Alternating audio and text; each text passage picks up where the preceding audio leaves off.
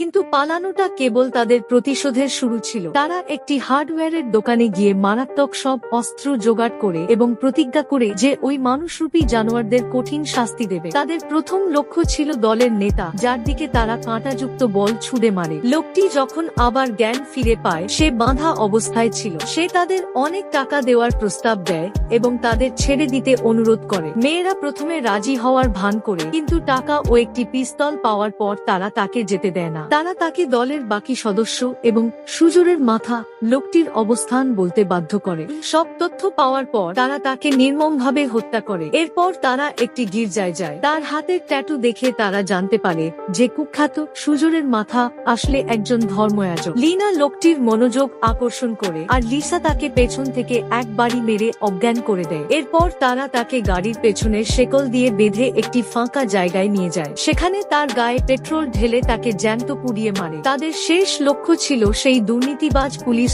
Officer. সে যখন অন্য দুই মেয়েকে নিয়ে ফুর্তি করছিল, লিনা তাকে পেছন থেকে আঘাত করে অজ্ঞান করে দেয়। যখন সে জ্ঞান ফিরে পায়, সে একটি চেয়ারে বাঁধা ছিল। মেয়েরা একটি পিস্তলে একটিমাত্র গুলি ভরে তার দিকে তাক করে ট্রিগার চাপতে থাকে। লোকটি প্রাণ ভিক্ষা চাইতে থাকে। সৌভাগ্যক্রমে 5টি ফাঁকা গুলি পার হয়ে যাওয়ার পর সে বেঁচে যায়। যখন সে নতুন জীবন শুরু করার শপথ করে, লিসা তাকে শেষ করে দেয়, কারণ তারা চায়নি এই নরপশুরা বেঁচে থাকুক। এই প্রতিশোধের পালা শেষ হওয়ার পর দুই বোন সেই কালো টাকা নিয়ে শহর ছেড়ে চলে যায়। এভাবেই সিনেমাটি শেষ হয়। ভিডিওটা যদি আপনাদের ভালো লেগে থাকে তাহলে অবশ্যই একটা লাইক করে দিন, আর নতুন নতুন ভিডিওর আপডেট পেতে আমাদের চ্যানেলটি সাবস্ক্রাইব করে নোটিফিকেশন বেলটা অন করে রাখুন।